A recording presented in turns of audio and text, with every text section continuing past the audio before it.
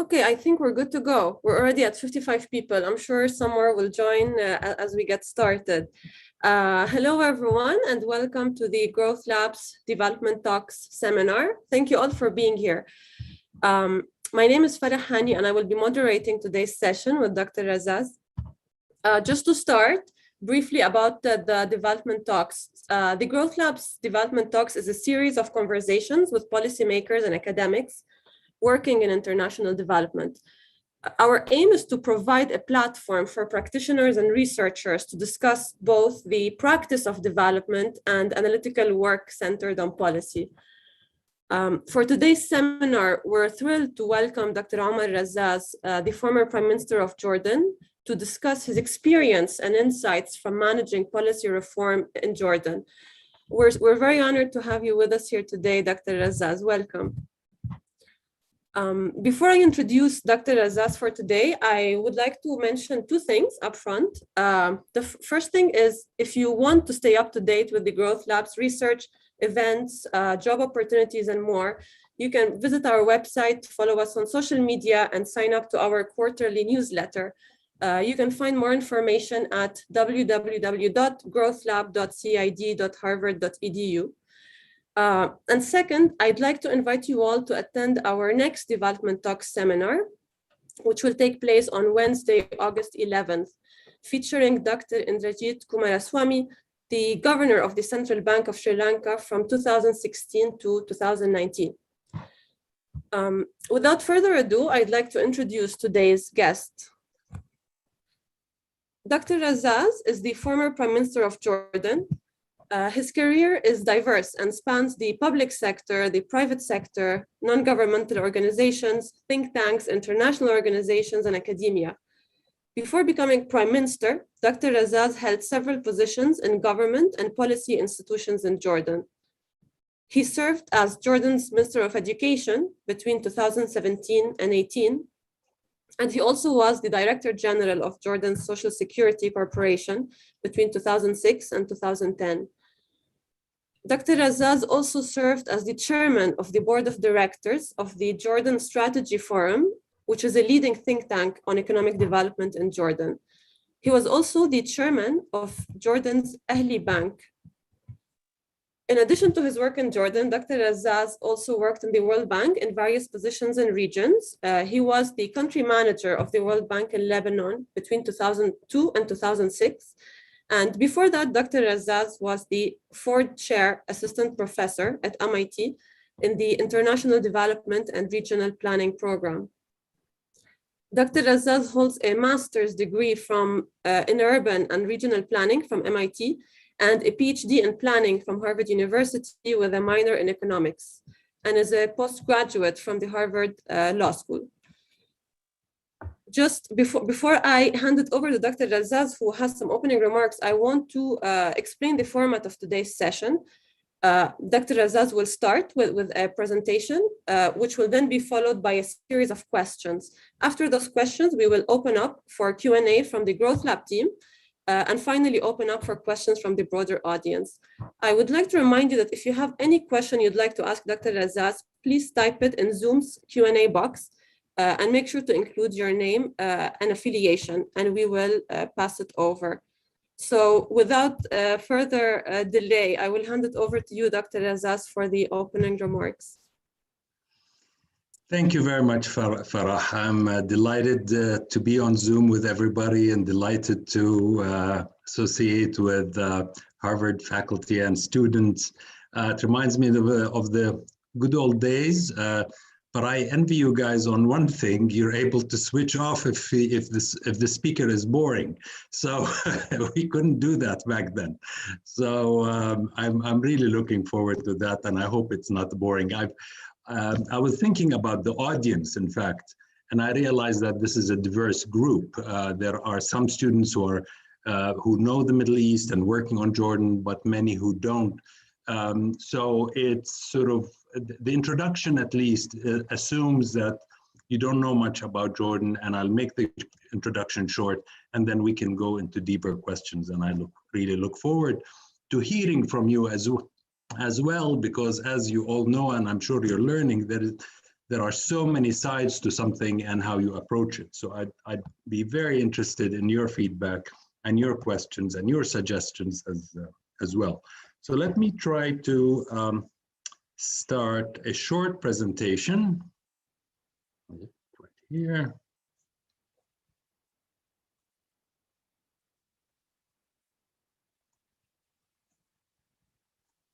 Do you see that? Is that coming across? Yes, Jordan? Good. And I chose this title because I feel it. I think we're going through it. And I hope you'll see why the image of swimming against the tide, not even the current, in a turbulent region applies in this case. I'm going to talk about country features for Jordan, regional features, the neighborhood we live in, resilience features of Jordan, and where do we go from here, and how do we build on the experience that we've had. And finally, I'll end with global challenges and opportunities. I really won't be able to give this item its fair share, but I hope we can talk about it in the discussion. It's something I'm very interested in. So starting with the country features, Jordan is a geographically small country, mostly semi-arid land, limited natural resources. We do have, though, the Jordan Valley, which is a very lush for agriculture, and it allows us to export early products to Europe, agricultural products. Beyond that, our real asset is our population. It's very well educated population and has really contributed to the production and productivity, and I'll talk a little bit more about that. And very important in our part of the world, a stable political regime. We've just celebrated 100 years of the establishment of Jordan under the Hashemite monarchy, and it's been very stable. The monarch giving the throne to the son and then to the grandson, etc. in that process, and in many ways unique to this region. And if you look at the indicators, whether they're social, economic, political, governance, what have you, Jordan fares relatively well. In fact, above average in most indicators for lower income or lower middle income countries, and that's where Jordan sits in terms of its categorization. So that's a quick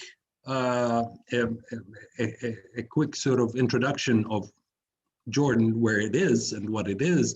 But if you start looking at the map in front of you, Israel and the West Bank to the west, Syria to the north, Iraq to the east, Saudi Arabia to the south, already you can see what's sort of a troubled neighborhood we're talking about, and there is very little you can do to stop some forms of contagion, as we will see from neighborhood effects. So what does a small country with surrounding like this do? How do you approach development? How do you approach growth? Usually the standard answer for small countries with small markets is you really have to focus on exports of goods and services, because your local market is not a good place to start. It's too small. And that's, you can see the challenge already, and I'll go through it right there. Okay, so we've seen Jordan. Now what you're seeing is the state fragility in the Middle East. There's this indicator of state fragility all over the world, and countries in the world are ranged from blue, which is very stable, to red, dark red, essentially, failed states. And then there are degrees of fragility. As you can see, the Middle East and North Africa, and much of North Africa, is shades of red, shades of orange. And that's a big problem for our region. Jordan is yellow, so better than most countries in the region in terms of fragility, and they measure that. We can go into how they measure that. It's there on their website. But much of the Western world, of course, and Eastern world is the other side of the spectrum, sort of yellow, green, and dark green, and then blue. So what does this mean for us? Well, as we said, it's a fragile region all over with spillover effects of all sorts of features. To our south, as you can see, this yellow block is the oil rich countries, and in some ways this is good for Jordan, but in many ways it isn't. We've had a lot of brain drain from Jordan over the last 40-50 years. The most creative, if you want, the creative class of technicians, engineers, doctors, business people have been attracted to that part, which is fine, but it does affect Jordan. They send remittances, but it does affect Jordan in negative ways in terms of growth. And there's been a lot of literature on the sort of when the skilled and highly skilled populations of a country are attracted outside of it, what that happens. Again, the other factor is oil-rich countries can heavily subsidize their products through oil price, energy prices, etc. And it becomes hard for Jordan to export to the south because it's competing with heavily subsidized products. And then to our west occupied territories, Israel and the West Bank, and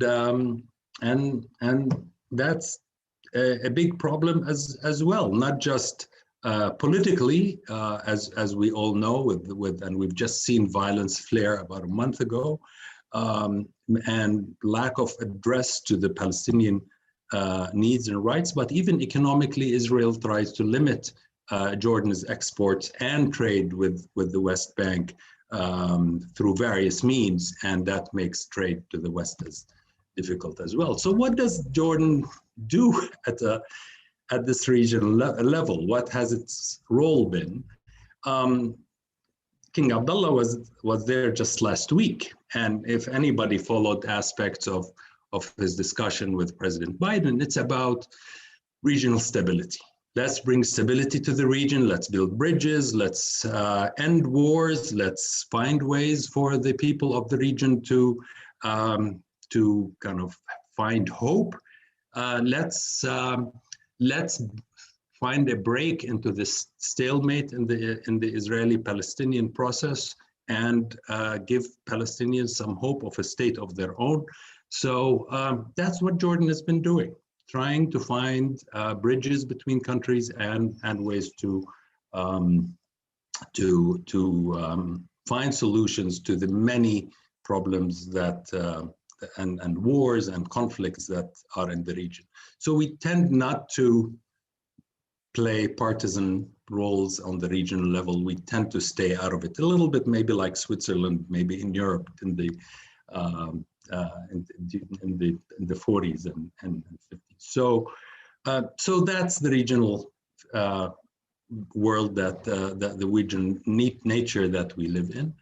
And I'd like to just refer very quickly to the features of resilience that we've had. I mean, if you can just imagine between 2010 to 2020, what has happened. So we start 2010 with the end of the global financial crisis, right? And that was a global feature. Everybody suffered, and Jordan suffered heavily from that, especially in foreign direct investment.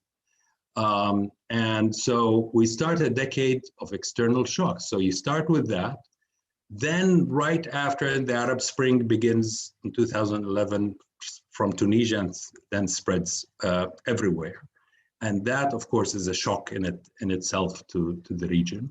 And then the only gas supply we had was from Egypt at that time, and it fueled our power generation facilities. So that was interrupted for 3, I think even 4 years. And the cost on our energy bill was incredible. It was about $7.5 billion I think almost like the 15-20% of GDP for that whole period. So really significant increase in oil prices. And then the Syrian refugees, 1.3 million moved to Jordan within a couple of years, putting tremendous pressure on the infrastructure, health and education. But Jordan welcomed them with open arms, because these were mostly women and children. The men were fighting the war, but it was really a humanitarian issue that Jordan had to deal with. But in a sense, 20% of Jordan's population, 1.3 million, is that. So, and then the Iraq war with ISIS spread to the eastern borders. We had to close our borders in 2014, etc. So can you just imagine what, within 5 years, the impact of that politically, socially, economically on Jordan? It was quite a heavy burden, I guess, to deal with. And in spite of all that, we've had continued political stability, and we can talk more about that, how that is measured, and I'll show a slide on that.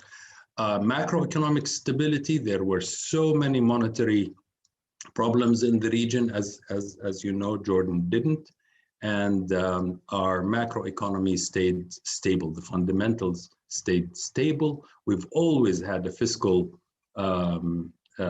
issue, a fiscal deficit problem, but it did not increase. In fact, towards 2018 and 19, we were in a program that was starting to close the fiscal deficit gradually and manage debt. We increased exports. We couldn't export to Iraq, so we had the FDA agreements with the EU, with the US, with Canada, and with Singapore, and we started exporting outside the region. And the value added, the UNIDO report referred to the value added of Jordan exports being amongst the highest in the region.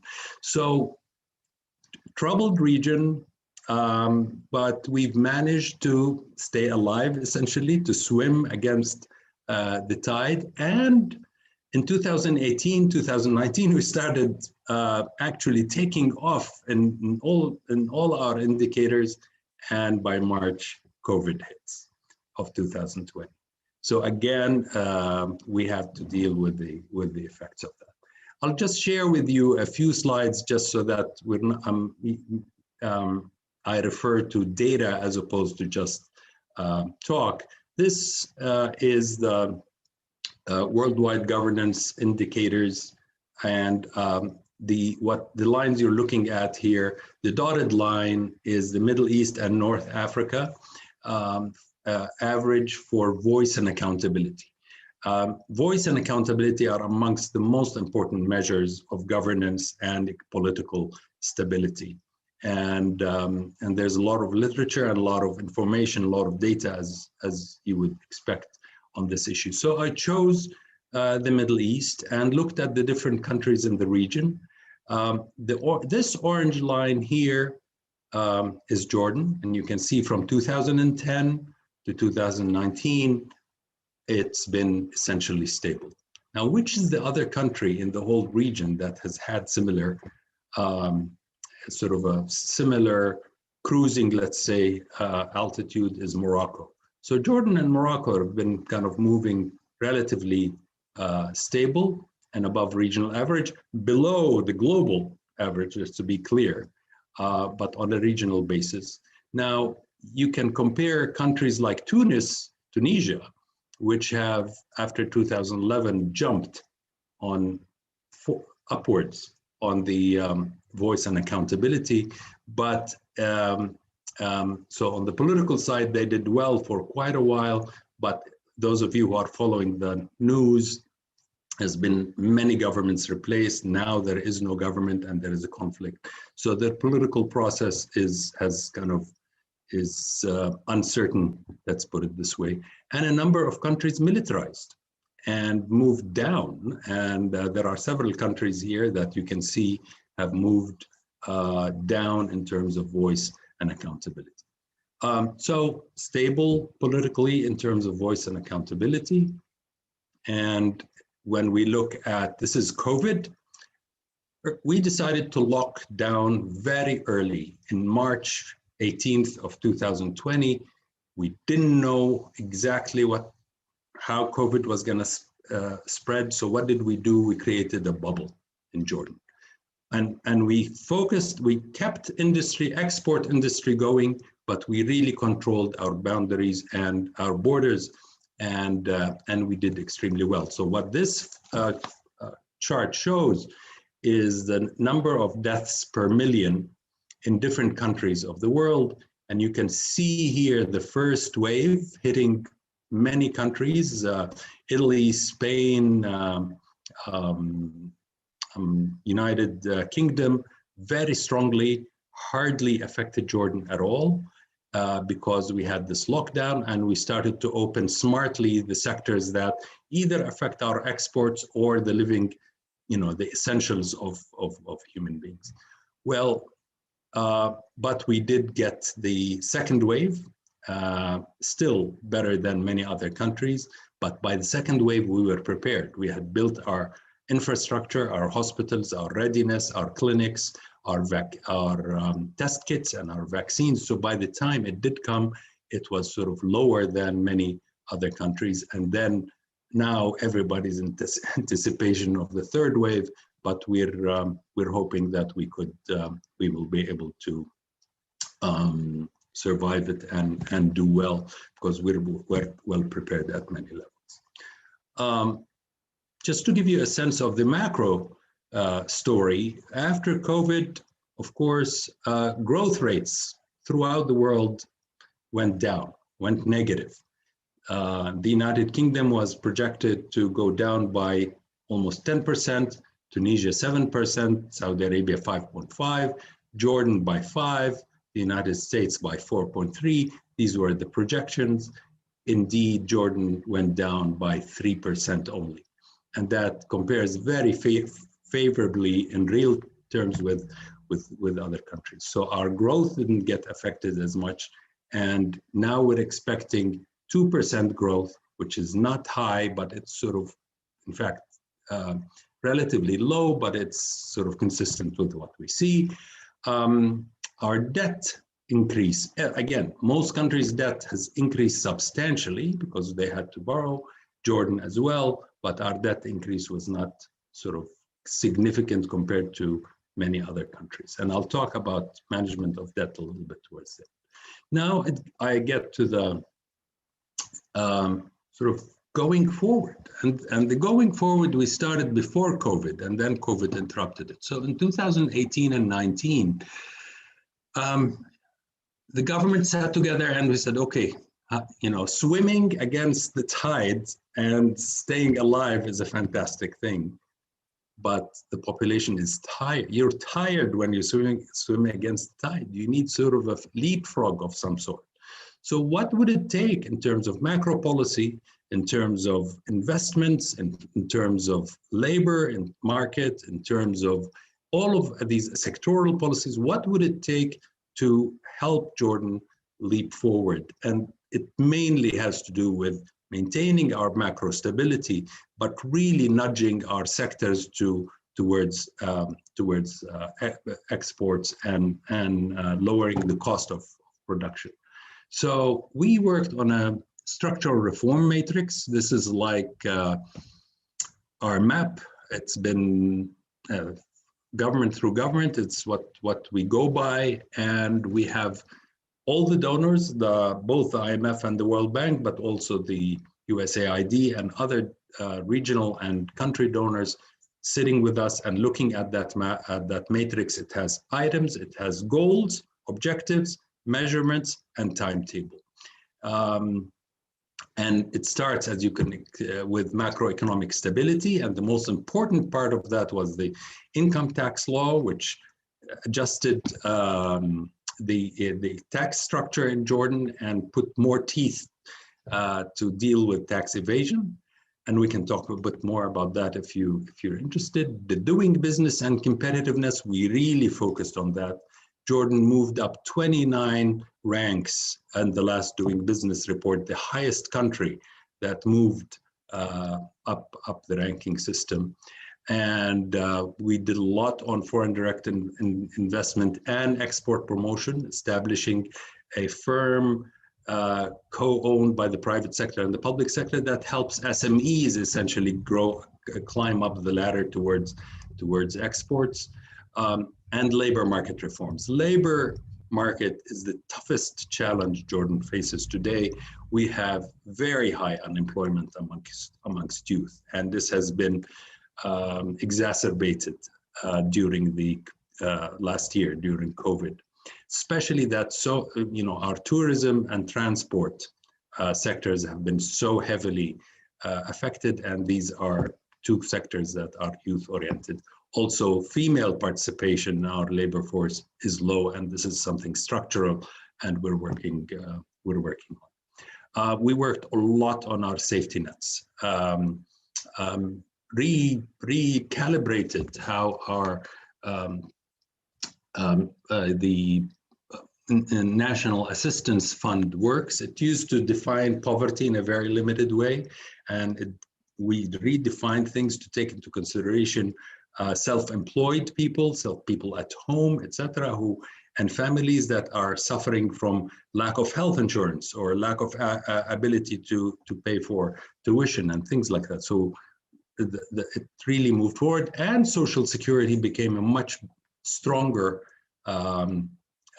entity through its unemployment scheme. And I'm very happy to say that the number of informal entities, the informal SMEs that were out from the umbrella, there used to be around 55,000 companies under the Social Security, and that moved up to around 85,000 just in the last year or year and a half as a package deal to address COVID for the employees and give them income, but at the same time formalize them into the formal market.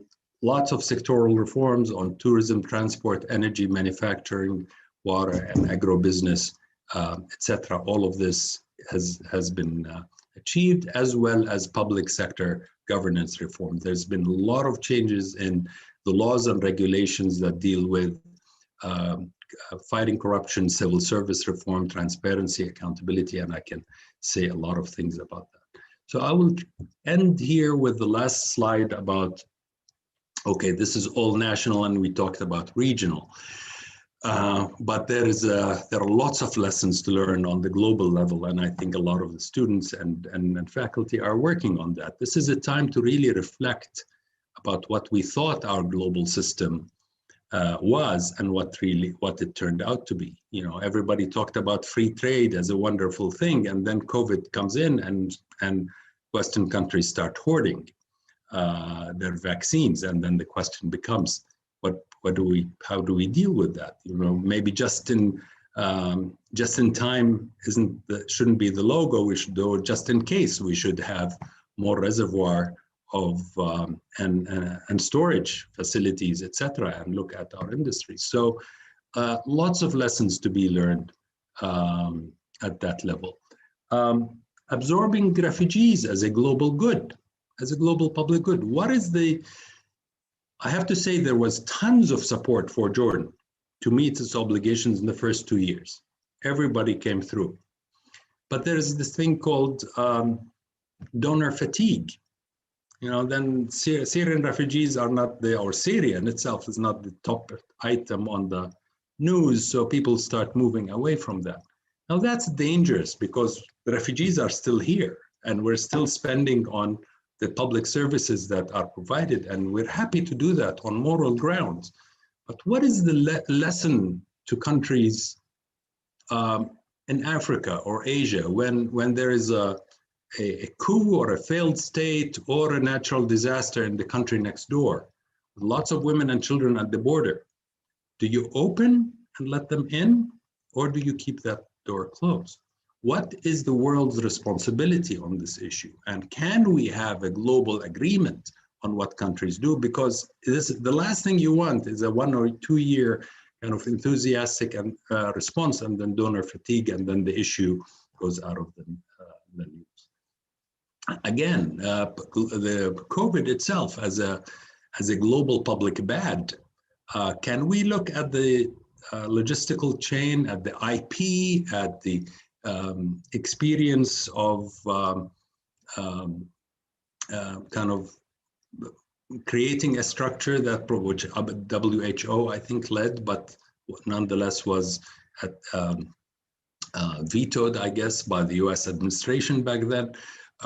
Lots of important lessons, because we all know this is not the last time we're going to have a pandemic, and nobody's safe, as they say, until everybody's safe.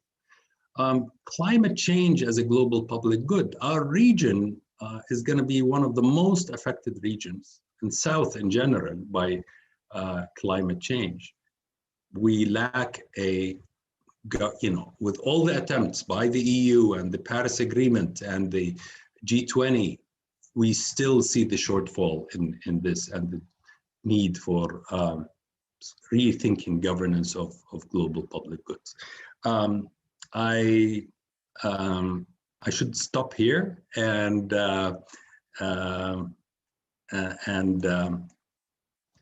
listen to your questions and discuss more. I'm sorry if it took longer than intended.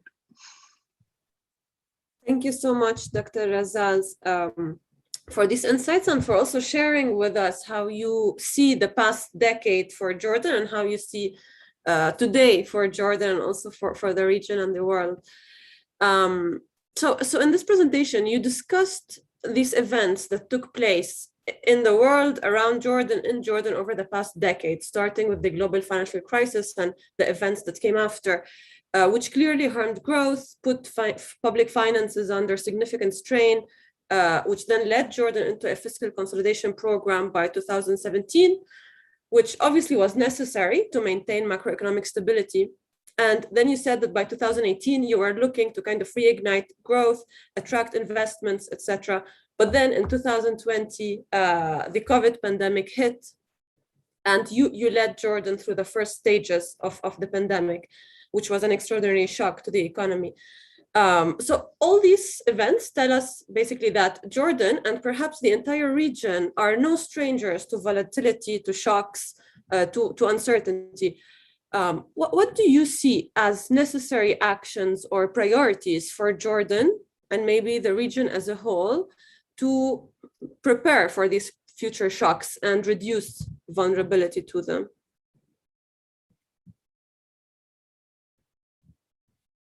You're on mute, we can't hear you.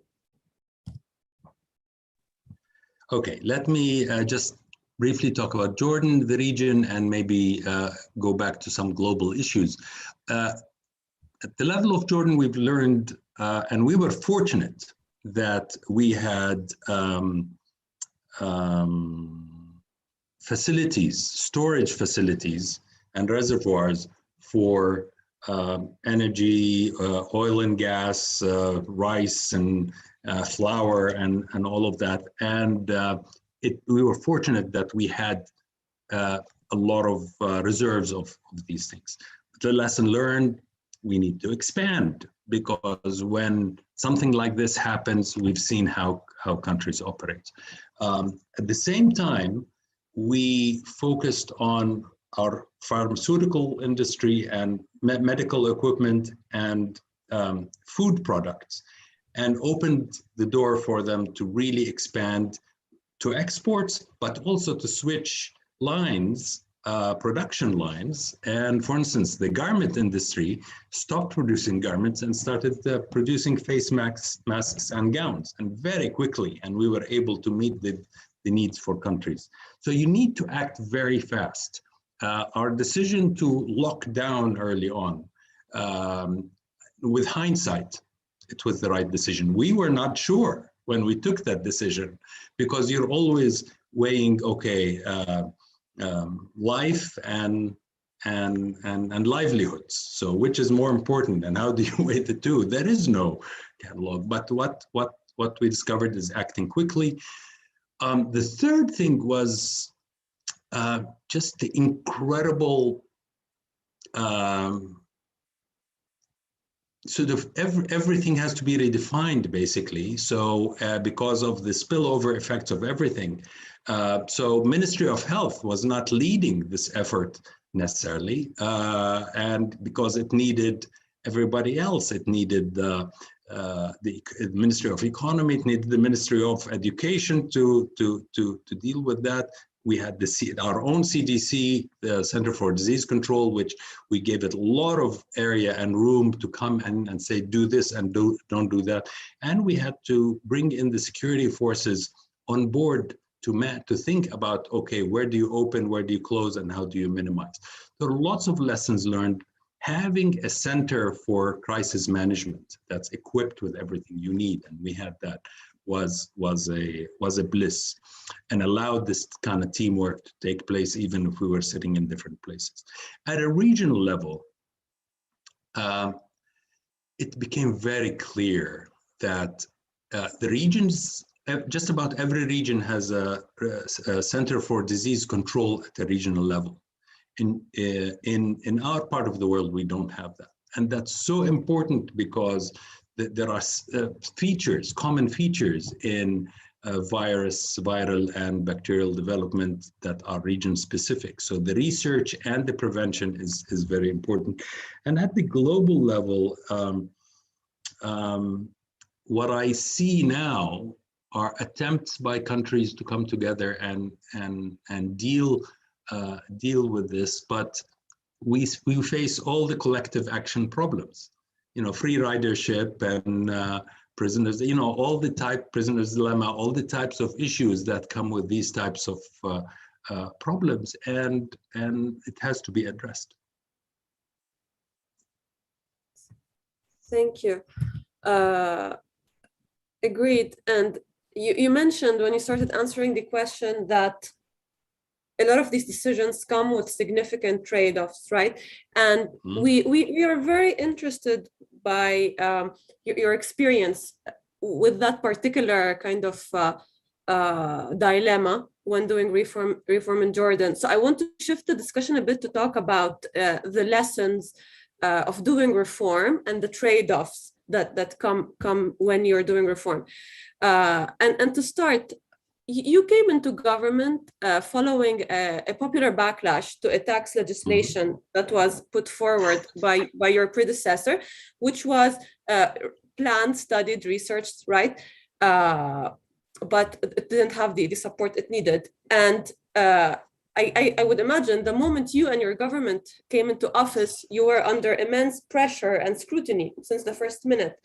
So we're very curious about how you navigate these competing priorities, right? Protecting Jordanian households while at the same time delivering or achieving on the technical objective, which back then was preventing fiscal deterioration and containing the balances. Well, I'm smiling because I'm curious as well. And one looks back and says, could we have done it differently? If I had an advice to any of you, the students who are preparing yourselves to be in government, try not to start your government period with a new tax law, okay?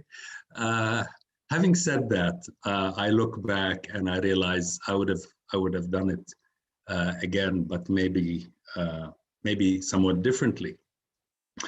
The issue was that the Jordan tax system was broken, was not efficient, was not functional. There was a lot of evasion, and the bulk of tax revenues came from sales tax, from value-added tax. And for those of you who work on this issue, you know that sales tax are regressive. They're not fair. You put the same, if it's 16%, you take the 16% from the rich man and you take a 16% from the poor man. So it is one of the most regressive, unjust forms of tax, and that was our biggest form of revenue. Income tax, in contrast, is a progressive form of tax because it creates levels of income, and it creates different levels of taxes depending on the level of income. So we designed it such that 80–90% of the population would not be affected negatively by the income tax. So we were and we put all sorts of instruments to really make tax evasion and avoidance harder. The problem was in the following. We wanted to explain this to people, that the majority of people will not be affected, and it would actually, over time, help us reduce the sales tax and change the balance between the two. But we had two problems. One, the IMF was in a hurry. We had a program that needed, so we needed, our government came in June, mid-June. By September, we had to meet that obligation.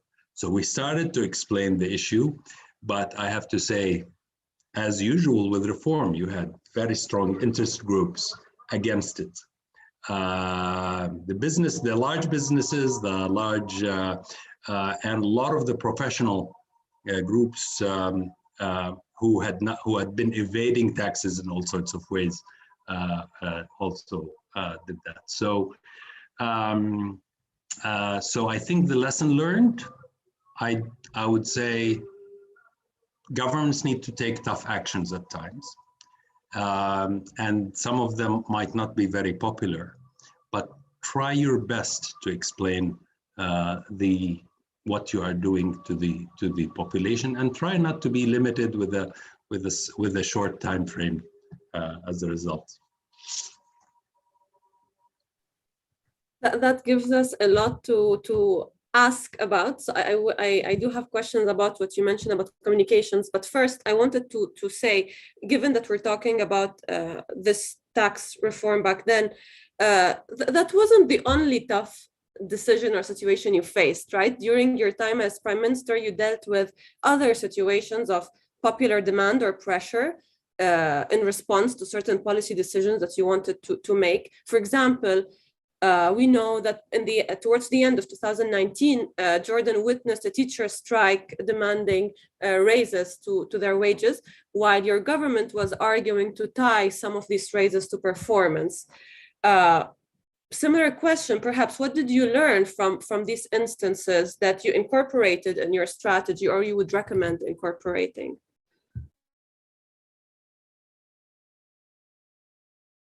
You're on mute as well. I reflect on this a lot as well. I was a Minister of Education before I became a Prime Minister.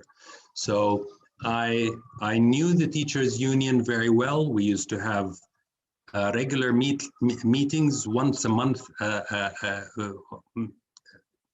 at least. And we agreed about most things, that they really, we were all for a salary increase. They had very legitimate requests related to health insurance and things like that. And we signed agreements with them. We signed 2 agreements with the union. The problem, Api, is where does the problem start? And this is with unions, some unions, not just in Jordan, but all over the world, is sometimes, it's not just about the professional agenda and the issue of the members of the union. Sometimes it takes a populist kind of tenor, a populist that starts to take on political issues that are outside the realm of the union. And that complicates things, because instead of talking about salaries and benefits, you start talking about sort of national policy and foreign policy and this and that. And they have the right to do that as citizens, definitely, but not through a union, a professional union. So that becomes one problem. The other problem, and that's where I think we were very clear, is it's legitimate to raise your issues and use all the tools that you have to pressure each other to kind of get what you want.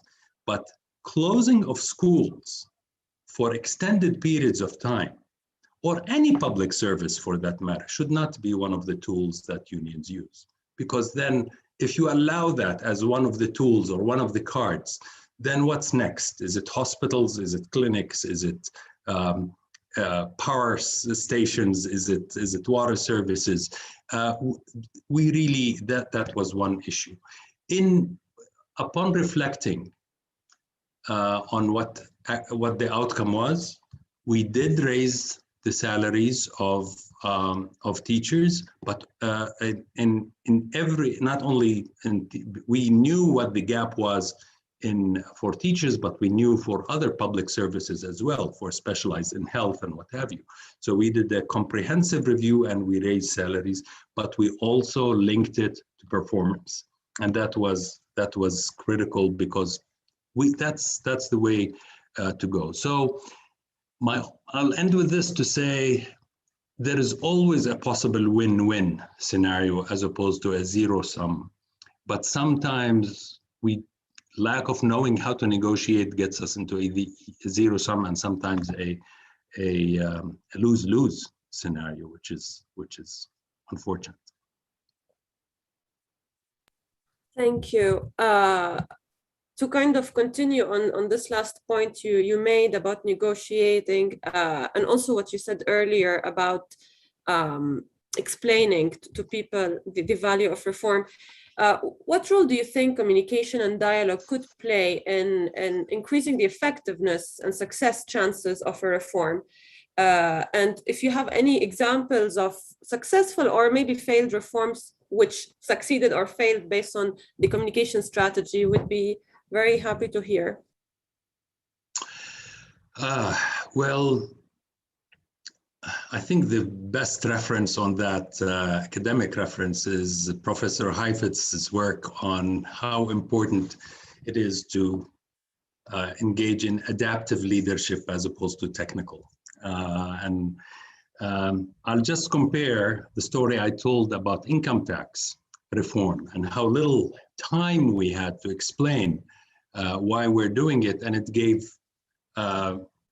it sort of put us in a weak spot vis-a-vis interest groups that were simply trying to protect avoid their losses in this. If I can bring up the example I've had in Social Security, as you mentioned in the introduction, I headed Social Security for 4 years in Jordan, and on my first day I looked at the actuarial study by the ILO, and it said, that was 2007, and that study said in 2017, the Social Security will start bleeding severely and will start losing its capital and its ability to cover its retirees over time. And I looked at that and I said, okay, we have to do something. And I briefed the government and etc. And but I couldn't convince neither the unions nor the private sector nor the government that were on the board of Social Security of the need to change. Now, in a nutshell, the old system, at the age of 45, you could retire, get 80% of your previous salary, essentially, and then go back and work again. So if you look at it, even, you don't need an actuarial study that shows you that this system cannot be sustained because there's much more money going out than money going in. But when I faced that resistance, I realized that, and this applied to my work in the World Bank before and later, that we often, technocrats, tend to immediately come up with a solution and start trying to sell the solution before people understand that there is a problem to begin with. And so we had to go back to square one. And I invited the unions one by one, and I went out to every part of Jordan, explaining just what the problem is, why the current scenario is not sustainable, and why is it if we continue as such, you'll get your pension now until you're maybe 60 or 65, but there might not be money beyond. Once everybody was on the same page in defining the problem, the process changed completely. So we were discussing solutions. Do we increase age or do we increase so, and ability to listen, to members, we added 2 new parameters or 2 new insurances. One was maternity benefits for pregnant women, and the other was unemployment insurance, which served us tremendously later during COVID. So we came up with something that was not anybody's first choice, but we came up with something that achieved most of the objectives of the party. So this took 2-3 years, but it put Social Security on a sustainable path. Vast difference between that and what happened with income tax. During COVID and going forward, we relied a lot in government on the Economic and Social Council, which again was a platform that brought civil society, the private sector, the unions, and the public sector to discuss all sorts of things. Thank you. With that, I will shift the conversation a bit to talk about the international development field and the role it plays. My first question on that is, you personally had a long career in public policy before being appointed the Prime Minister. So you worked in the World Bank as the country manager for Lebanon. You directed the Jordan Strategy Forum. So you had spent a lot of time thinking about the challenges facing Jordan and the region before, for quite some time before you took a leadership role in the government. How has this career in these different institutions prepared you to be a prime minister, and what were some of the unseen or unexpected challenges? As you said, Farah, my experience in academia, international organizations, and in Jordan Strategy Forum was mostly about public policy. In various sectors, the macro, the micro, the fiscal, the health, the education, social security. But what it wasn't in politics per se as much. In Arabic, the word for politics is siyasa, and the word for policy is siyasa. It's the same word.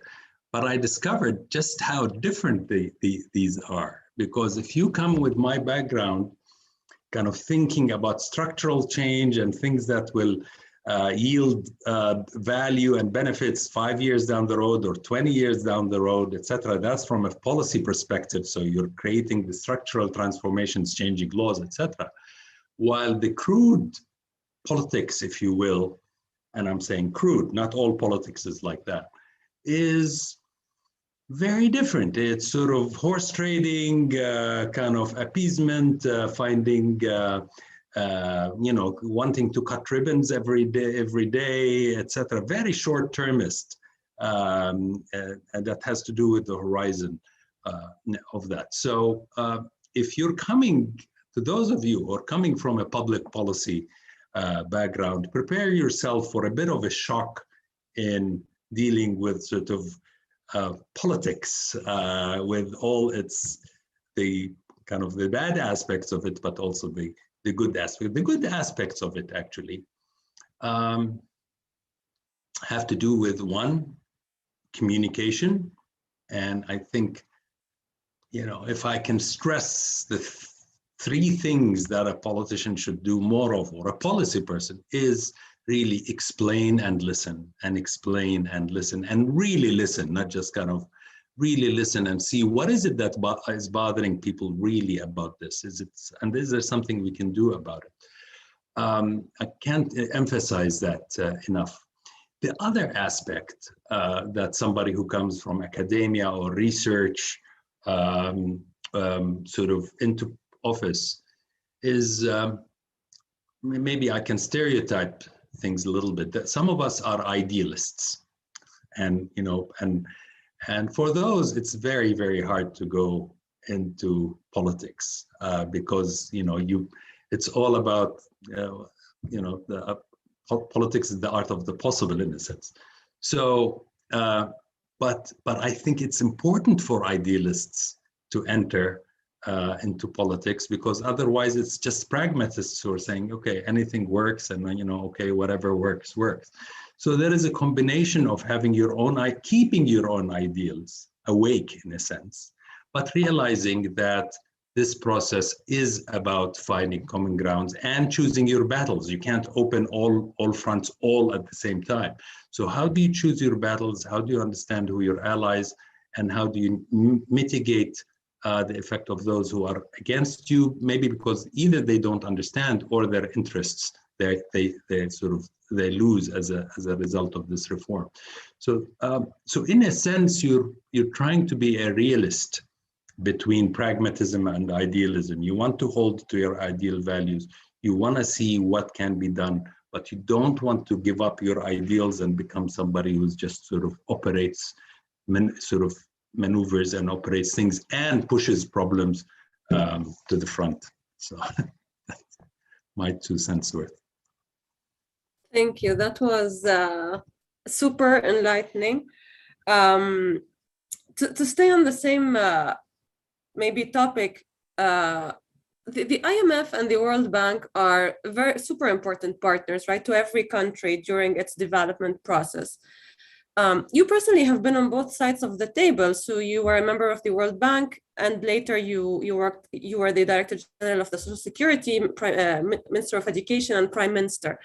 How do you see, given these like different sides that you sat on, how do you see the role of these institutions in countries like Jordan, particularly in supporting the country in addressing the trade-offs that come with reform? And whether you think there are any changes to their approach that is necessary to increase their effectiveness and make sure that the impact they have is sustained? Okay, let me start by saying, and having been on both sides of the aisle, if you will, there is no love lost by countries and populations of the world to the World Bank and IMF. And that is to be expected, actually, because when do we call on these institutions? When we're in trouble. So in a sense, they're a bit like the hospital or the doctor who comes in and sometimes administers bitter pills. So there is an association by the population of these institutions with the hardship that we go to. In fact, very often they're only invited when countries face problems. But countries that are growing and don't have monetary and fiscal problems don't need the World Bank and IMF. Having said that, I've seen very bad relationships and very good relationships and very good use of the facilities that are available at the World Bank and the IMF. And I've seen very bad use of these resources. One, I've sometimes, if a country formulates very strongly and diagnoses its problem and says, okay, here is what happened, here is our problem, here is how we're gonna solve it. We need IMF support on the short term and with the facility to address our fiscal issues. And we need maybe World Bank support in the energy sector, the water sector, maybe the health sector, etc. That's what we need. This is the best kind of relationship. When the country defines the agenda. There are other scenarios where these institutions are invited and the country is either divided or doesn't, just kind of puts out the problems on the table, but does not offer the solutions. And then when the World Bank or the IMF say, okay, why don't you do X, Y, and Z? They go to their population and they say, the World Bank told us to do that, or the IMF told us to do that. Countries are sovereign entities and they need to be responsible for their actions. If they don't believe in something that they're doing, they should tell their population and these institutions that we don't believe in these actions. So it is important to have effective institutions in government that diagnose and put solutions and engage in the kind of dialogue that we were talking about with their own population. And I have a lot of respect for countries that say, this is our program, not the IMF's program, not the World Bank. This is our program because we believe in it and here are the benefits of it. Thank you for that. A last question from me, Dr. Razaz, before we open up for questions from the Growth Lab team and the audience. It is slightly different than what we've been discussing, but we couldn't let you go without getting your thoughts on some of the issues that we know are important for Jordan and for the region. So the question is, we know that Middle Eastern countries register the highest levels of youth unemployment in the world. And this reality, it coexists with very low levels of participation. We'd like to know how do you think about this problem and what you think is possibly a step in the right direction on this agenda? Farah, this is the biggest problem that Jordan faces and many countries in the region, especially with youth. And it's an inheritance from if I can use the term, a rentier era in the Arab world where, we had lots of natural resources and we spent them and we hired people in the public sector. And that was sort of the social contract. We hire you in the public sector, we give you education and health, and that's all there is that you should ask for. Don't ask for anything else. Now, that's drying up, definitely for Jordan. Now, we never had natural oil to begin with, but we had a lot of external aid that has now dried up completely.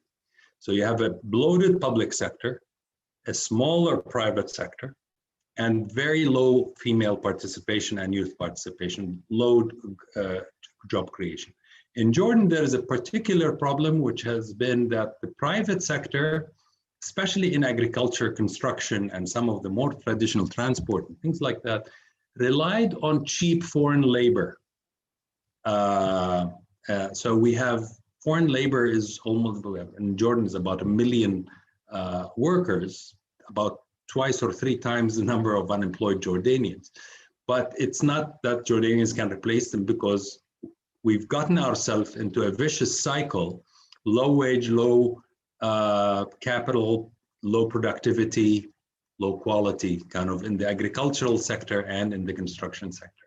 So one problem is the demand side. Our private sector needs to grow and gets weaned off the idea that it can hire foreign workers and not give them the proper treatment as per the law, and pay Social Security and all these expenses for them. So at least to create equilibrium between them and their Jordanian counterparts. On the supply side, our youth have gotten more used, I'd say, to the idea that no, you're not going to find a job in the public sector where you can sit behind a desk and smoke a cigarette. You need to go and you need to acquire the skills necessary for what the market demands. So we started working on a school to work transition program. Unfortunately, most of our schools and universities don't prepare students for the labor market. They just thrown out with your degree and don't have the right skills. So there is a program that we're working on to reskilling, upskilling, and helping students and help female participation in the labor force, but also all the self-employment. We had rigid self-employment mechanisms that we're working on and allowing people to participate in Social Security, even on part-time basis or home-based. But that remains the toughest challenge, because the gap between those entering the labor market and the jobs created by the labor market, the gap is huge. And we need to be clear that it'll take 5 years to a decade to really bring that, close that gap. Thank you so much, Dr. Razaz, for answering all these questions. Thank you. Yes, we'll start with questions from the Growth Lab team, and the Growth Lab director, Dr. Ricardo Hausman, is here to ask some questions. Well, Dr. Razaz, what a pleasure to have you with us, to listen to you, to listen to your wisdom. So good to see you. It was great to meet you when you were Prime Minister and to work with you. I have two questions for you. The first one is, you mentioned voice and accountability, and then all the problems with reforms. I wanted to ask to you, if there was more voice and accountability in Jordan, which are the voices that are currently underrepresented, and which are the voices that are currently overrepresented, and maybe among the voices that are very significantly presented are the voices of the aid community, that of the aid, sorry? Oh, aid community, right? That so I was wondering, you mentioned Tunisia as a case in which, voice and accountability went up, but the equilibrium was less stable. So I was just your thoughts on a move towards more voice and accountability. What voices would be heard, and what of the current voices that are being heard, which ones would be pared down? And the second question is more an advice from you to us. We've talked about the IMF, the World Bank, etc. An organization like us, the Growth Lab, what can we do to add value to what we do, or how should we approach our work? Having had the experience of working with us. Let me stop there. Ricardo, very good to see you. The Growth Lab has been amazing in helping us think through scenarios. It's always, I think also it's Professor Heifetz who talks about the importance of looking at the problem from the balcony, I guess the way he sort of, and we don't have the luxury of looking at things sometimes from a distance, from a bird's eye view. This is exactly what you and your team have provided. And in fact, you've pointed us to a few problems coming down the road that we hadn't even paid attention to. And we didn't realize what the scale of until you kind of pointed and said, okay, look at that. So it's very important to have that type of sort of professional, not vested think tank that helps us look at policy options. It's exactly scenario setting and looking at the experience of other countries and looking at the specificities.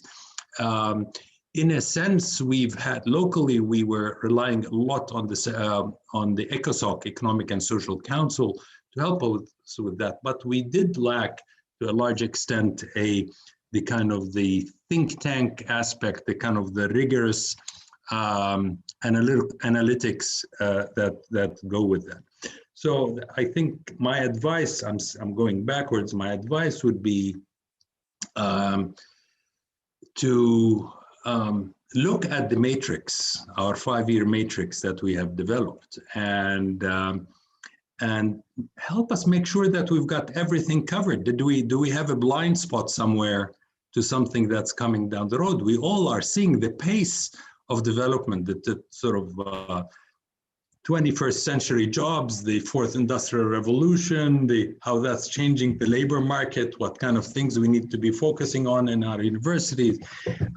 All of that, we can be myopic sometimes and not see what's happening around us in the world, and not be able to explain it well to the public. So I think you can help us both with that early kind of warning signals, and also with dealing with things we're already facing but need better policies and implications. Now, the harder question is your first question, and I deferred it to last so that I can think about it a little bit. Voice and accountability, if we had more, what would differ? I think, relatively speaking, Jordan's problem is not so much in voice, although there's always more voice that needs to be heard from the governorates, from outside Amman, from lower income groups, those who are not getting quality services, quality education, quality healthcare systems, and quality services, and therefore you fall into the vicious cycle of poverty, and you might have your sons and daughters graduate from high school or even go to university, but still not be able to break the poverty cycle.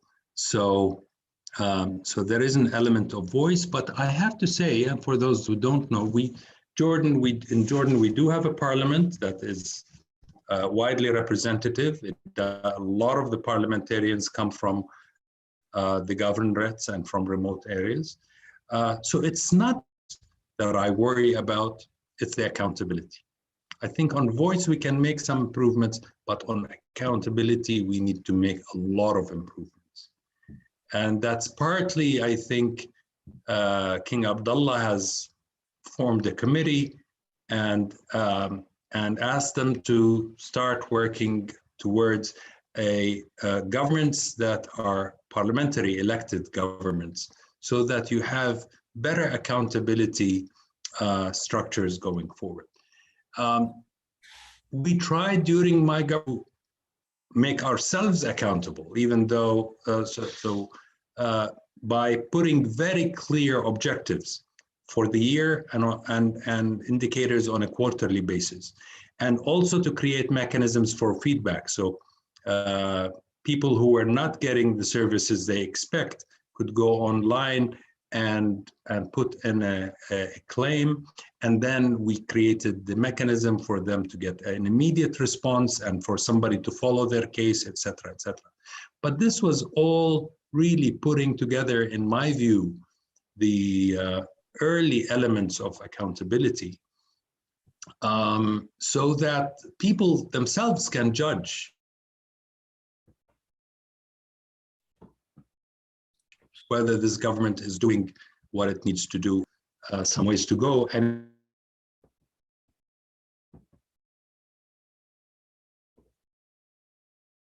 clearer accountability structures. But I'd have to say, we all know that this transition process isn't easy and you have to manage it quite well. Thank you.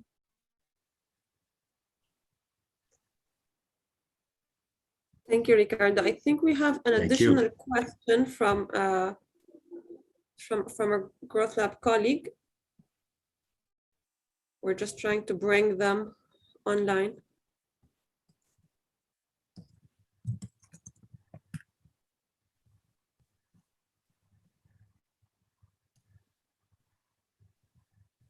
Just, yeah, okay. Miguel's here. Miguel. Can you hear me? Yes. Hi, Doctor. It is a pleasure to see you again and to see you in a much more relaxed stance than the last time we met in Amman. I had a couple of questions after working a year and a half in Jordan. It's a country where there are very little low-hanging fruit. Yeah, it's not very stable. The voice goes and comes. So I don't know what it takes.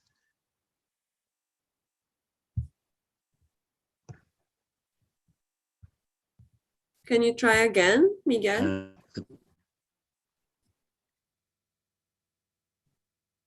I think we're having connection issues. Okay, I think we will move on because yeah, I think we're having connection issues. So I think we reached time. It's 1:15 already. I think we can wrap up. Thank you so much, Dr. Razas, for being with us. And thank you everyone for joining. And apologies for those who asked questions in the Q&A, but we didn't have the time to get to those. Dr. Razas, if you have any final remarks before we wrap up. Farah and Ricardo and Harvard, thank you so much for this opportunity. And I do see that there are a number of Q&As that have that are on my screen, and I would be more than happy to address them after the session. So, but this was a great opportunity, and you asked real tough questions that forced me to think a lot and maybe to reflect even more on issues we're facing. So thank you very much, and you're most welcome in Jordan anytime. Thank you. And thank you for this opportunity and for sharing the insights with us. We really appreciate it. Okay, thank you everyone. And we really look forward to seeing you on the 11th of August for our next Development Talk seminar. Have a great day. Thank you.